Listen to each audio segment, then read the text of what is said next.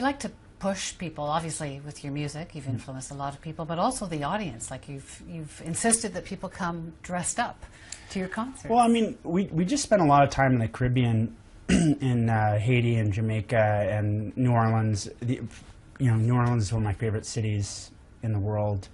And if you go down to New Orleans, I mean, everyone's heard of Mardi Gras, but there's parades for like 8 or 9 weeks preceding, and there's this kind of whole thing that happens in Carnival where you make fun of you dress up as politicians, you dress up as, like the priests and the politicians like become the characters, and there's this kind of inversion of society that happens.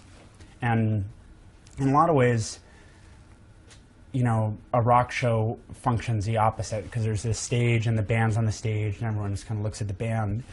And so what we kind of wanted to do is just try and play with that relationship a little bit. And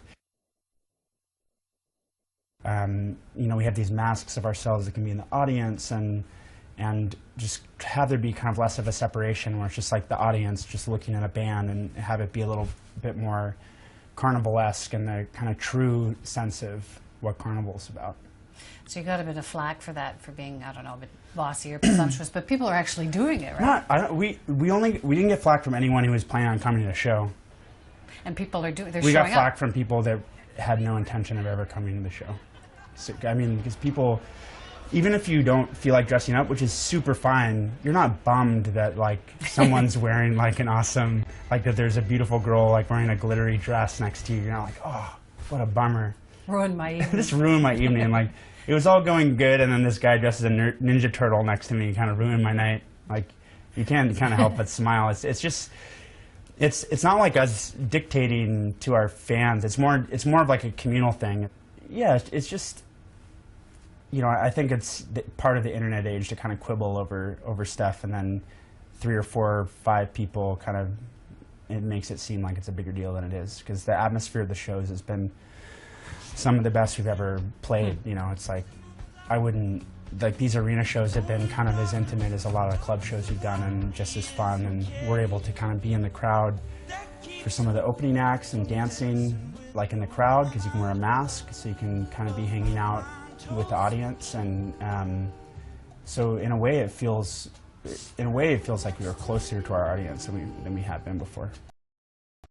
This whole values charter thing, I mean, that's created a bit of controversy there. Yeah. You're American. You moved to Montreal. Yeah. Is it still the kind of place you want to live in when that? Well, I mean, Montreal is extremely open. I mean, I think that, like a lot of cities within a larger province, Montreal is like one of the most ethnically diverse, interesting. I mean, because I moved to Montreal from New York, and Montreal had all the qualities that I had always heard that New York had, which was cheap rent, art, people from different parts of the world, different foods, different kind of cultures.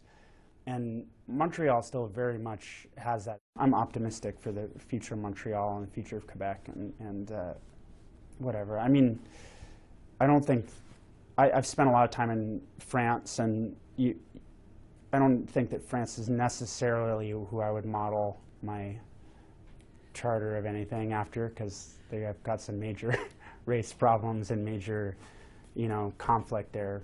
But I don't know. I've got an incredible amount of faith in Quebec, and I'm not planning on leaving there anytime soon. Neil Young got in trouble for spouting off about the oil sands. That was funny, though. You have to give it to him.